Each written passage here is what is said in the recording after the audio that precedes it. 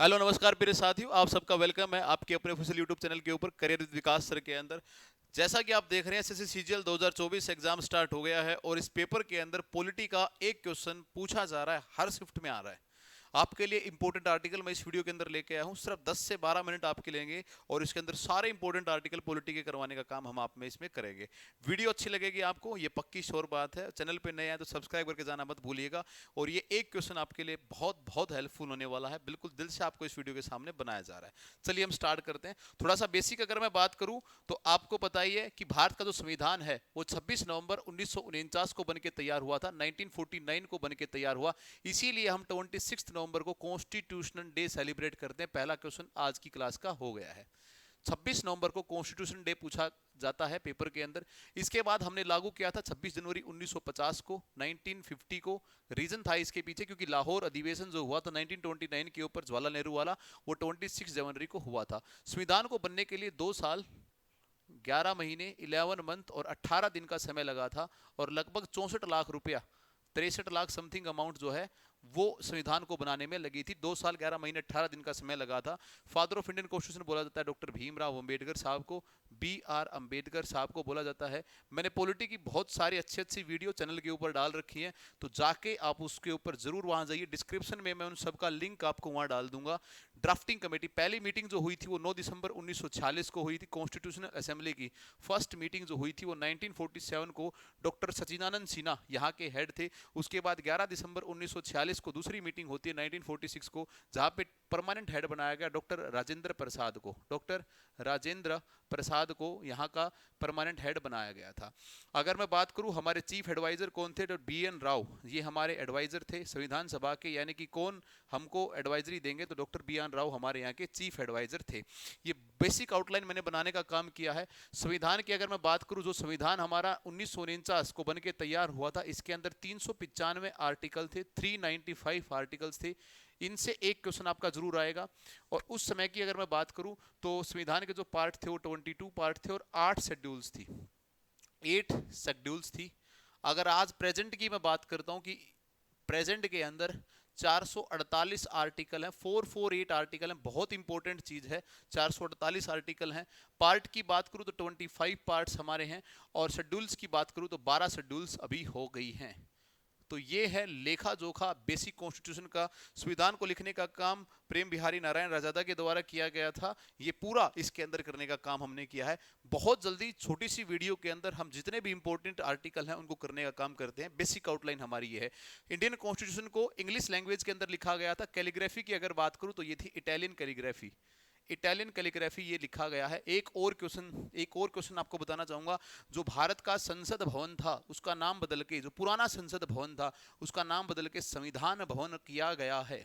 संविधान भवन किया गया है। जो हमारा पुराना संसद भवन था उसका नाम हमने क्या कर दिया गया है, कॉन्स्टिट्यूशन होम यानी हाउस, यानी कि संविधान भवन। पूरा संविधान के बारे में उसमें दिखाने का काम किया गया है, ओल्ड कॉन्स्टिट्यूशन जो हमारा पार्लियामेंट्री हाउस था उसके अंदर। चलिए दोस्त, वीडियो को आगे स्टार्ट करके और आगे आप कार्रवाई हम करते हैं। अगर मैं बात करता हूँ आर्टिकल पहले 1 से लेके आर्टिकल 4 की बात करता हूँ, तो इंडिया और इंडिया की टेरिटरी के बारे में बताया गया है कि भारत क्या है, स्टेट्स है 28 स्टेट्स और 8 यूटीज का एक ग्रुप इंडिया बोला जाता है, उसके बारे में बताया गया है। अगर मैं बात करता हूं आर्टिकल 5 से 11 की, तो सिटीजनशिप के बारे में बताया गया है। जो जो क्वेश्चन बनेंगे मैं यहां से आपको करवाता हुआ चलूंगा। सिटीजनशिप का मतलब क्या होता है कि किस प्रकार से हम भारत की नागरिकता ले सकते हैं। क्वेश्चन नंबर पहला बनता है कि इंडिया के अंदर कैसी सिटीजनशिप है, तो सिंगल सिटीजनशिप है, एकल नागरिकता है। हमने इसको लेने का काम कहां से किया है, ब्रिटेन से हमने इसको लेने का काम किया है। ये हमारे पास क्वेश्चन बन गए। कितने प्रकार से हम इंडिया की नागरिकता ले सकते हैं, तो 5 प्रकार से। याद करने का तरीका है BIRDN, बर्डन से याद करिए आप, बर्ड एन से। बाई बर्थ आपका डिसेंट्स यहाँ पे हो, रजिस्ट्रेशन आप कर लो, है ना, नेशनलाइजेशन इंडिया कर ले। इन सब से हम क्या कर सकते हैं, भारत की नागरिकता को हम पा सकते हैं इंडिया के लिए। 5 से 11। उसके बाद भाग 3 के अंदर, पार्ट 3 के अंदर मोस्ट इंपोर्टेंट आपके लिए आता है आर्टिकल 12 से article 35, fundamental right. Fundamental right. जो जो इंपॉर्टेंट क्वेश्चन बनेंगे मैं उनको करवाता हुआ चलूंगा छोटी सी वीडियो के अंदर। फंडामेंटल राइट लेने का हमने कहां से काम किया है, यूएसए से। फंडामेंटल राइट्स को मैग्ना कार्टा ऑफ कॉन्स्टिट्यूशन बोला जाता है। Magna carta of Indian constitution, भारतीय संविधान का मैग्ना कार्टा बोला जाता है, बहुत जरूरी है। इन संविधान को हमने कुछ इसमें से ऐसे हैं जो कि हमने इनको डॉक्ट्रिन के अंदर जुड़ा गया था, बेसिक डॉक्ट्रिन के अंदर। कोई भी सरकार आए जाए हमारे फंडामेंटल राइट्स का हनन नहीं कर सकते। आर्टिकल 12 से 35 हमारे लिए गए हैं। कुछ आपको इंपॉर्टेंट होने चाहिए, जैसे कि आर्टिकल 14 है आपके लिए right to equality, right to equality, बराबर रखना है हमें, जेंडर के भेदभाव से करना है। आर्टिकल 16 आपको याद करना है, equal opportunity on jobs, equal opportunity on the government, कोई भी गवर्नमेंट की अगर जॉब्स वगैरह निकली या कोई ऐसा हुआ तो। आर्टिकल 17 आपको याद रखना है, अनटचेबिलिटी के लिए है, अनटचेबिलिटी के लिए है, अनटचेबिलिटी के लिए है। आर्टिकल 18 आपको याद करना है, टाइटल्स का जो भी टाइटल्स का रिमूवल होगा, जितने भी टाइटल्स हमारे दिए जाएंगे वो भारतीय सरकार के द्वारा जो है वो दिए जाएंगे। आर्टिकल 19 आपको याद करना है, ये फ्रीडम, प्रेस की फ्रीडम भी इसी के अंदर आती है। फ्रीडम ऑफ स्पीकिंग या प्रेस जो भी बोला जाए वो यहाँ पे आपके लिए आता है। मोस्ट इंपॉर्टेंट आपके लिए आर्टिकल 20 और आर्टिकल 21 और 21A। 20 के अंदर पर्सनल लायबिलिटीज आते हैं, पर्सनल लायबिलिटीज यानी कि आप और आपसे जुड़ी हुई कुछ पर्सनल बातें। और 21 के ऊपर आपके लिए राइट टू लाइफ आता है, राइट टू लाइफ आता है। जब जब देश के अंदर इमरजेंसी लग जाएगी तो ये सिर्फ एक ऐसा आर्टिकल होगा जो आपसे नहीं छीना जाएगा, बाकी सारे आपसे छीन लिए जाएंगे। क्वेश्चन का एग्जाम का पूछा हुआ ऐसा क्वेश्चन है जो कि बहुत बार रिपीट किया गया है। Article 21A right to life यानी कि आपको जिंदगी जीने का अधिकार है, बाकी सारे आपसे छीन लिए जाएंगे, इसको आपसे छीनने का काम नहीं किया जाएगा। आगे चलते हैं तो मैं बात करूं आपके लिए, इसमें एक बहुत इंपॉर्टेंट आर्टिकल हमारे पास आता है, आर्टिकल 29 और 30 आता है। आर्टिकल 30 के अंदर माइनॉरिटीज के बारे में बोला गया है, माइनॉरिटीज का संरक्षण और एजुकेशन के लिए चीजें यहाँ पे दी गई है कि शिक्षा के लिए हमें काम करना होगा यहाँ पे। Article 32 most important, article 32 constitutional remedies, constitutional remedies, संवैधानिक उपचार के लिए दिया गया है।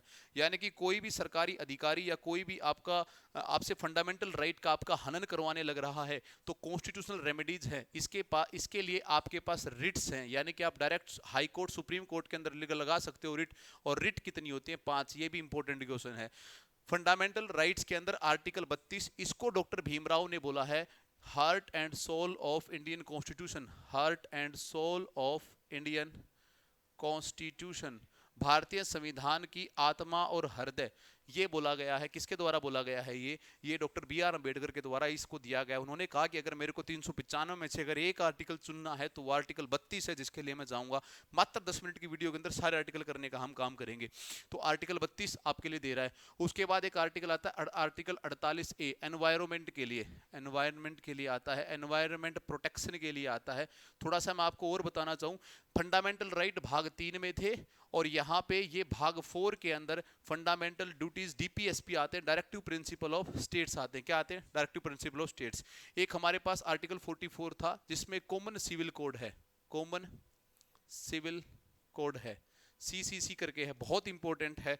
इसके बारे में थोड़ा सा बताना चाहूँ, जितने भी लोग वहां होंगे उस पूरे की पूरी टेरिटरी के अंदर आर्टिकल 44 उनको सबको समानता का अधिकार देगा। ये हमारा आर्टिकल 44 है। गोवा इसको लागू करने वाला, गोवा इसको लागू करने वाला पहला स्टेट है, पहला स्टेट गोवा बनता है जो इसको लागू करने का काम करता है। ठीक है, 48 से कर लिया हमने, एनवायरमेंटल प्रोटेक्शन के लिए DPSP हमने कर लिया है। आर्टिकल 44 कॉमन सिविल कोड के बारे में हमने पढ़ लिया है। अगर मैं बात करता हूँ DPSP भाग 4 के अंदर आते हैं आर्टिकल 50 और 51A के अंदर।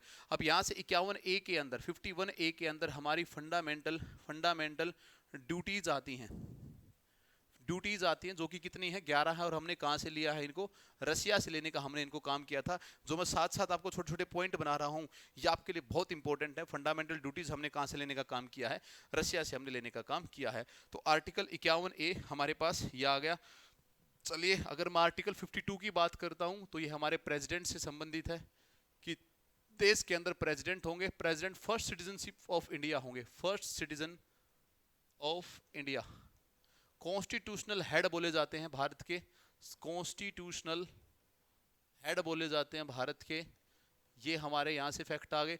बहुत सारे तकरीबन सबकी अपॉइंटमेंट कौन करते हैं? प्रेसिडेंट साहब करते हैं, चाहे वो प्राइम मिनिस्टर की अपॉइंटमेंट होगी, कैग की होगी, यूपीएससी चेयरमैन की, इलेक्शन कमीशन की, सबकी अपॉइंटमेंट प्रेसिडेंट साहब के द्वारा की जाती है। आर्टिकल 52। याद रखना, राष्ट्रपति ना तो राज्यसभा के ना लोकसभा पे किसी भी सदन का हिस्सा नहीं होते हैं, इनका खुद का एक हाउस होता है, ये आपके लिए बना। और हमारे पास आर्टिकल 63 है जो कि वाइस प्रेसिडेंट को लेके है, वाइस प्रेसिडेंट को, उपराष्ट्रपति को लेके है। आर्टिकल हमारे पास 61 है इम्पीचमेंट को लेके, ये भी इंपॉर्टेंट है, ये भी इंपॉर्टेंट है। इम्पीचमेंट का मतलब राष्ट्रपति को अपने पद से हटाना है, राष्ट्रपति का अगर पद त्याग करवाना है तो महाभियोग लगाया जाता है। और इस प्रक्रिया को हमने कहां से लिया है? यूएसए से लेने का काम किया है, अमेरिका से लेने का काम हमने किया है, राष्ट्रपति के ऊपर महाभियोग लगाने की जो प्रक्रिया है। 61 63 हो गया हमारे पास। आर्टिकल 72 आता है पार्डन पावर। पार्डन का मतलब होता है क्षमा।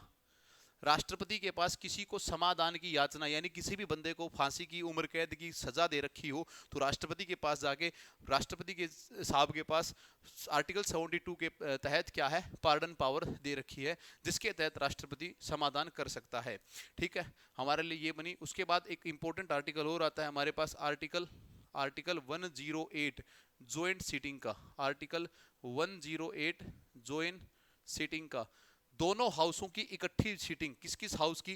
पार्लियामेंट की, पार्लियामेंट की, पार्लियामेंट के दोनों सदन, राज्यसभा प्लस में लोकसभा, इन दोनों की जो इकट्ठी सीटिंग है वो 108 के अंदर बोली जाएगी। यहीं पे एक और बना रहा हूं स्टार बना के, आर्टिकल 110 जिसको मनी बिल के लिए बोला जाता है।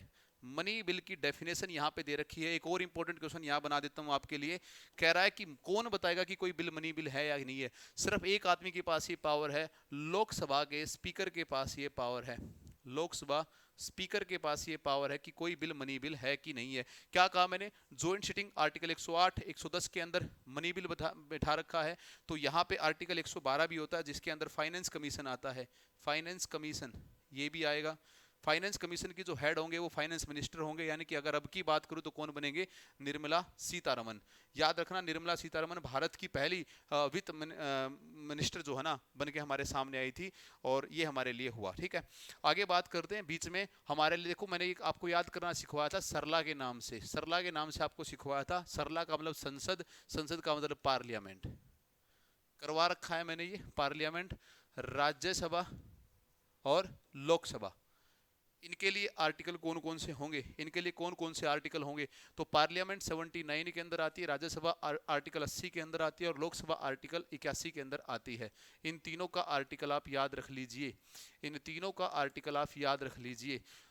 जो राज्यसभा होते हैं इसके चेयरमैन वाइस प्रेसिडेंट होते हैं, जो कि आर्टिकल 63 में आते हैं। जो लोकसभा होते हैं इसके एक लोकसभा स्पीकर बनाए जाते हैं। फिलहाल जो लोकसभा चल रही है ये 18th लोकसभा है, और इसके जो चेयरमैन है उनका नाम है ओम बिरला, ओम बिरला।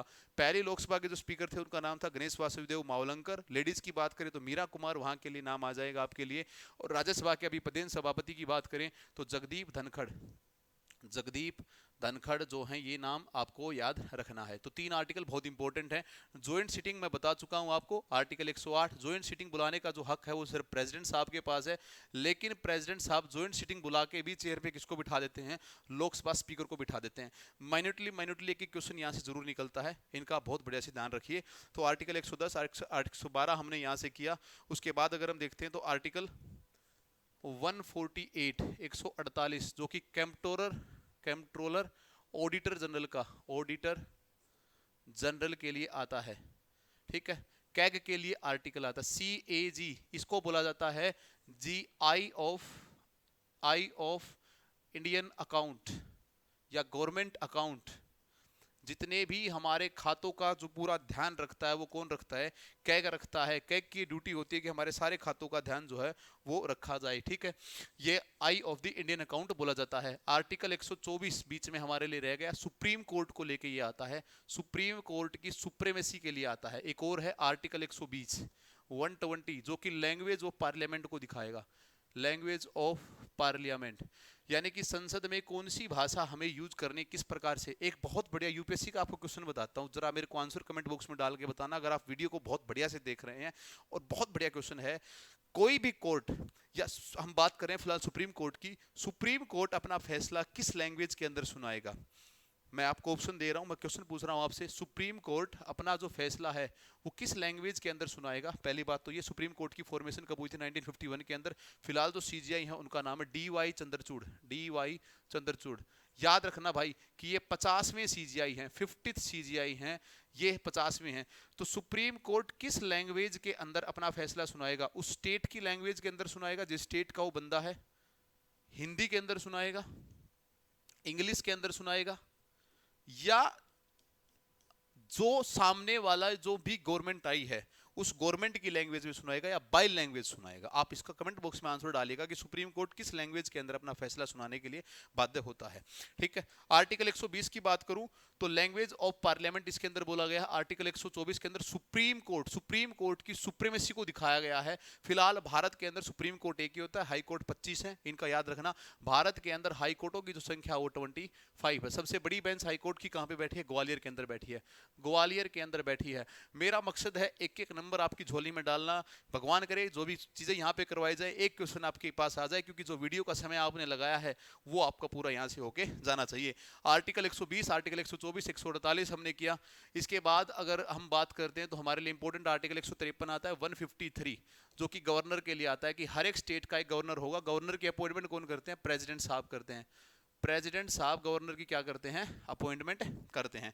तो 153 आर्टिकल, 120, 124 और ये हो गया मेरे पास। ठीक है, इसके बाद अगर मैं बात करूं आर्टिकल 153 के बाद हमारे पास इंपॉर्टेंट आर्टिकल अगर कोई आता है तो आर्टिकल 148 करवा दिया क्या? हाँ, 148 हमने करवा दिया, 153 भी हमने करवा दिया है। इसके बाद अगर मैं बात करता हूं तो इंपॉर्टेंट आर्टिकल 300 की सीरीज के बाद 300 से पहले कोई आर्टिकल इंपॉर्टेंट हमारे लिए इंपॉर्टेंट बहुत आगे जाके हमारे पास एक आर्टिकल आता है 240 ए, या इसी में 243 भी ऐड कर देता हूं मैं। एक पहले भी एक्चुअल में 40 ए आर्टिकल आएगा जिसके अंदर पंचायती राज को दिखाया गया है, पंचायती राज। यहाँ पे 243 के अंदर भारत के ग्राम पंचायत यानी म्युनिसिपलिटी पार्टीज, ग्राम पंचायत को दिखाने का काम यहाँ पे किया गया है। 243 आर्टिकल आता है, 243 और 240 आर्टिकल यहाँ पे बनता है। ठीक है, 312 आर्टिकल 312, आर्टिकल 312 इसके तहत ऑल इंडिया सर्विस आती है, ऑल इंडिया सर्विस। और आर्टिकल 315 के अंदर 315 के अंदर union public service commission, union public service commission यानी कि यूपीएससी ये आता है। यूनियन पब्लिक सर्विस कमीशन के जो चेयरमैन होते हैं उसकी अपॉइंटमेंट प्रेसिडेंट साहब करते हैं। टेन्योर 6 साल का होता है या फिर 65 साल रिटायरमेंट एज इनकी की जाती है। आर्टिकल 315। आर्टिकल 324 भी कर लेते हैं, 324 ये इलेक्शन कमीशन ऑफ इंडिया के लिए आता है, election commission of India, Bharat के निर्वाचन आयोग, और इसके चेयरमैन की भी जो अपॉइंटमेंट है वो प्रेसिडेंट साहब करते हैं, सेम टेन्योर रहता है। आर्टिकल 324 में इलेक्शन कमीशन ऑफ इंडिया यहाँ के लिए आता है। ठीक है, आर्टिकल 324 हमारे लिए हो गया। और अब आर्टिकल 352, आर्टिकल 356, आर्टिकल 360, ये तीनों के तीनों इमरजेंसी प्रोविजन है। भारत के अंदर इमरजेंसी प्रोविजन है जो कि हमने कहां से लिए हैं? जर्मनी से हमने लेने का काम किया है। जर्मनी की कैपिटल बर्लिन आती है, याद रखना। आर्टिकल 352 ये स्टेट इमरजेंसी को दिखाता है, स्टेट इमरजेंसी यानी कि किसी एक राज्य के अंदर इमरजेंसी अगर लगानी हो तो वो दिखाता है। सबसे ज्यादा इमरजेंसी जो लगती हैं वो अभी तक कहाँ पे स्टेट इमरजेंसी जो लगी है वो कहाँ लगी है? पंजाब के अंदर। यूटी की बात करो तो जम्मू कश्मीर के अंदर 6 महीने छोटा से छोटा टाइम पीरियड होता है, और लंबी अवधि अगर जानना चाहो तो 3 साल, 3 साल के लिए सबसे लंबी अवधि यहाँ पे होती है। आर्टिकल 356 की अगर मैं बात करता हूँ तो नेशनल इमरजेंसी होती है। ये किसी भी युद्ध के लिए लग जाए, किसी भी युद्ध के लिए बाह्य या अंदर दोनों में से किसी का भी हो जाए, देश के अंदर झगड़ा हो जाए। 360 फाइनेंस इमरजेंसी होती है, फाइनेंशियल इमरजेंसी। भारत के अंदर कभी भी नहीं लगी और दुआ करो कि कभी लगे भी नहीं। यानी कि वित्तीय संबंधी अगर किसी देश के अंदर, भारत के अंदर दिक्कत आई तो आर्टिकल 360 को क्या किया जाएगा? एक्टिव। इमरजेंसी जब भी लगती है तो पावर किसके पास चली जाती है? प्रेसिडेंट साहब के पास पावर चली जाती है। एक और आर्टिकल हम यहाँ पे करवा देते हैं, article 368, amendment in the constitution, amendment in the constitution, संविधान के अंदर बदलाव करना। कोई भी संविधान के अंदर बदलाव करना हो तो हम आर्टिकल 368 को यूज करते हैं। संविधान के अंदर बदलाव या तो राज्यसभा, लोकसभा और फिर प्रेसिडेंट का साइन चाहिएगा, जब जाके कॉन्स्टिट्यूशन के अंदर, भारत के अंदर बदलाव होगा। इस प्रोसेस को हमने कहां से लिया है? साउथ अफ्रीका से। साउथ अफ्रीका से हमने भारत के अंदर संविधान के अंदर बदलाव करने की जो प्रोसेस है इसको लेने का काम जो है वो किया है। तो जितने भी हमारे इंपॉर्टेंट आर्टिकल हैं मेरे ख्याल से अगर आपके पेपर में आए तो इनमें से एक क्वेश्चन आपको फंस जाएगा, मिल जाएगा। जिनको थोड़ा सा लगता है और डीपली मेरे को पॉलिटी पढ़नी चाहिए तो चैनल के ऊपर जाइए, वहां पे 10 से 12 वीडियो और सारी इंपॉर्टेंट वीडियो छोटी छोटी वीडियो के अंदर करवाने का काम किया गया है। उम्मीद है आपको वीडियो अच्छी लगी होगी, बढ़िया लगी होगी, समझ में आया होगा आपको।